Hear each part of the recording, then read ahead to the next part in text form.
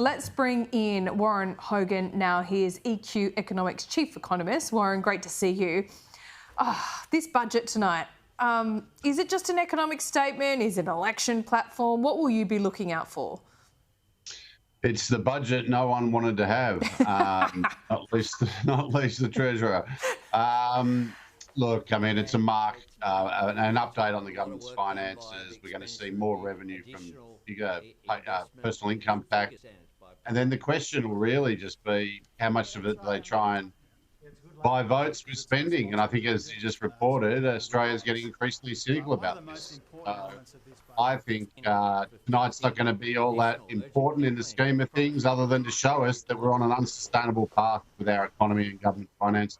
We heard Jim Chalmers this morning. He said, look, things are looking a little better. I mean, 4 years on, we've got interest rates coming down, inflation getting into the target range, unemployment looks to have peaked just over 4%. On those metrics, I mean, he's done a pretty good job, hasn't he? But it just doesn't feel like it in the real world.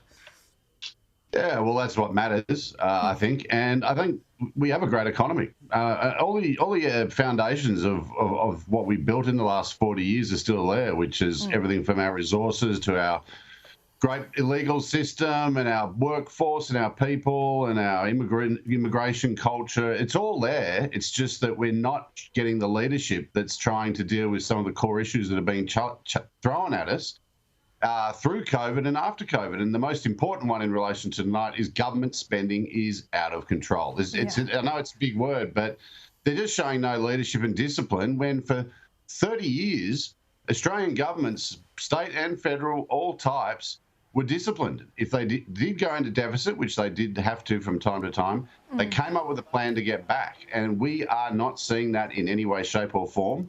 And that's costing us because it's hurting the rest of the economy, whether it's because of inflation or for businesses, hard to find labour that's getting soaked up by all this government funding.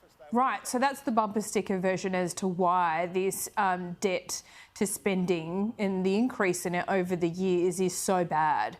Because I think the last couple of campaigns have shown that people don't really care about the government's credit card. They care about our own, Warren. But yeah, the effect is that businesses can't find jobs, find workers, because it's been sucked up by, governments employing in the public service. What other effect does that have? Well, I mean, you sort of look at our government sector and people will say we've got some of the lowest government debt in the world. And what's wrong with running a bit more debt if this is providing services and things that we all think we need?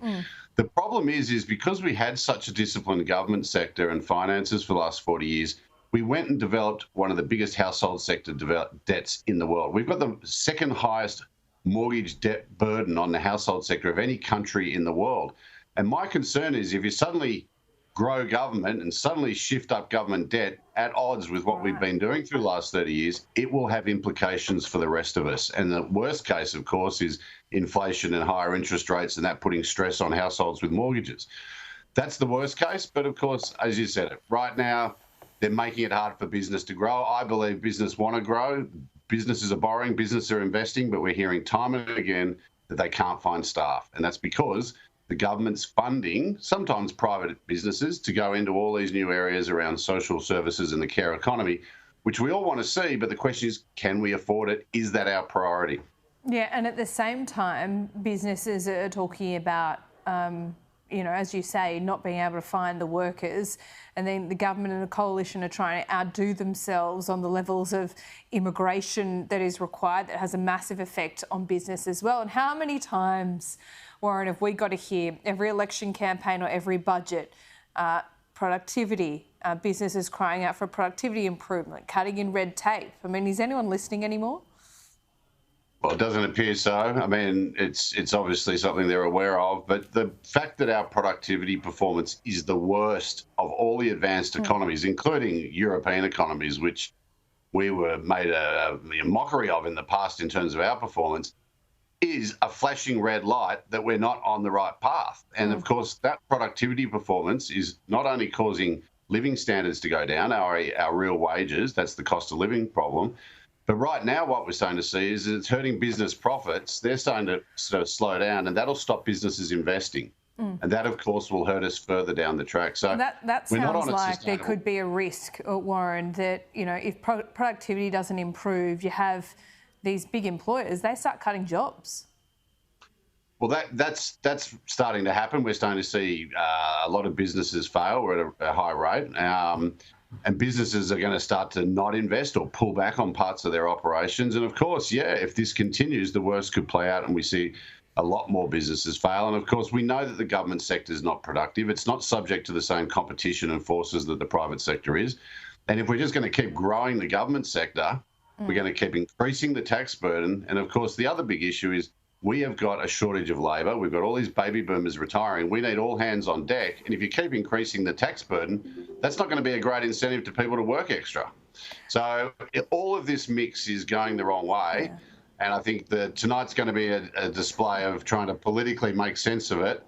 And then the Australian people are going to decide in a few months. And we don't know whether the other guys have got a better idea, but I suspect they at least recognise the problem. Okay, well, we'll see. Warren, just a final question here, and at risk of putting you on the spot with this. When you speak about the growth in the government sector, in the public service, and you see the official unemployment rate, how much of the growth in jobs is propping that up from the government's spending side, government employment side?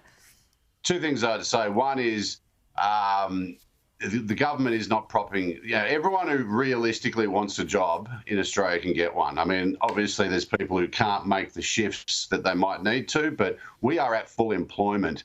If no one over the age of 64 was able to work, our unemployment right now would be minus 2%. We are dragging older Australians into the workforce. We are running this workforce as hard as we possibly can.